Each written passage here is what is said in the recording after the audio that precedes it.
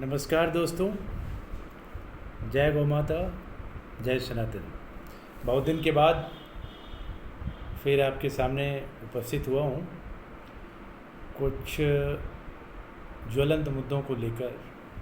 अभी हाल फिलहाल मैं देख रहा था कि ये जो डिजिटल मार्केटिंग होती है और ये जो फोरम बना हुआ है जहाँ पे ऑनलाइन मार्केटिंग होती है, उसमें मैं देख रहा था कि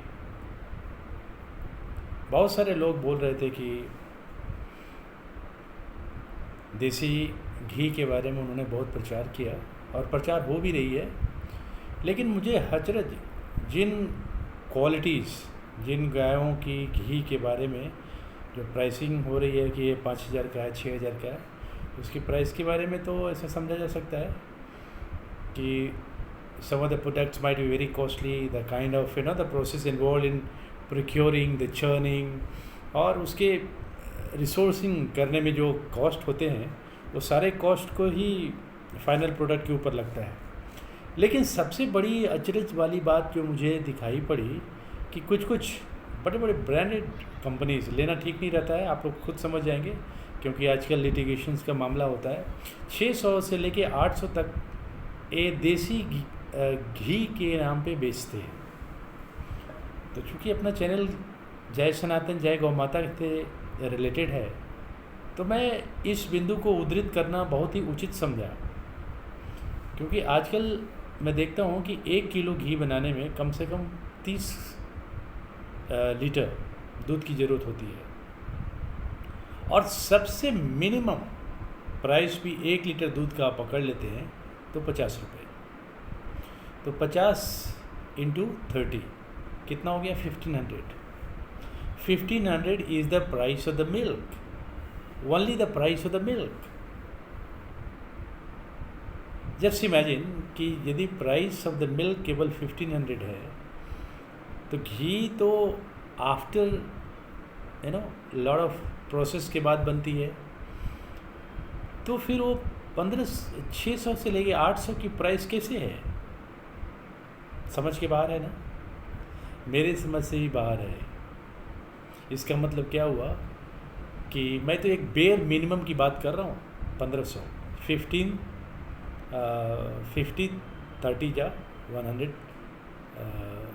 1500 रुपीज़। उसके बाद उसका बिरना का प्रोसेस है, लेबर कॉस्ट है, पैकिंग है, चार्जेज है, प्लस मिनिमम 10% प्रॉफिट मार्जिन तो कोई भी रखेगा। और ये बहुत बड़े बड़े कंपनीज इस रेट पे बेच रहे हैं।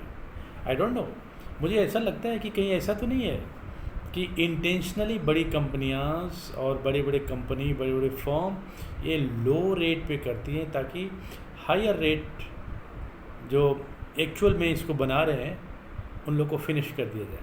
और एक बार जब फिनिश हो जाए तो they start monopolising their own prices. That could be one of the marketing strategies. That is my hunch, that is my prognostication, that is my sheer figment of imagination. I don't know what is the reality like, but it does not look like very practical. In order to meet all the nuances of the practical implication of the costing, it looks hardly feasible. इस बात को आप लोग भी जब भी market से और ख़ास करके ऑनलाइन प्लेटफॉर्म से जब घी खरीदें तो ज़रूर सोचिएगा, क्योंकि मेरे पास भी गौवंश हैं, गिर गौ माताएँ के घी। और आपको जान के बड़ा अचरज होगी कि ये प्राइस जो मैं बताया था दूध की, that price involves only of the Jersey frozen कॉ।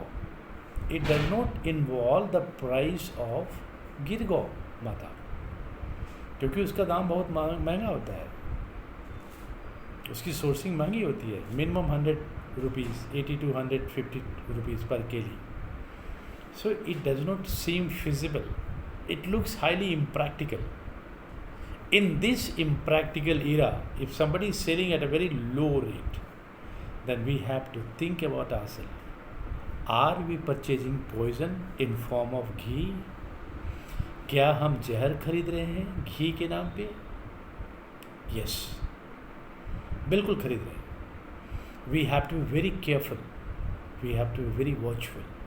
हमें केवल सतर्क ही नहीं होना है, क्योंकि घी एक ऐसी सामग्री है जिसको हम अमृत से कम नहीं मानते, और उसमें भी गाय का घी जितनी पुरानी होती है उसके अंदर औषधीय तत्व और भी बढ़ जाते हैं।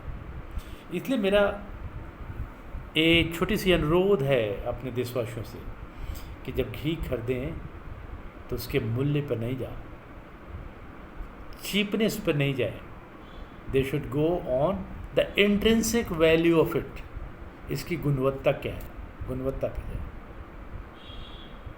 Thank you very much. मैं फिर घी के बारे में कुछ अगली बार ज़रूर बोलूँगा। नमस्कार।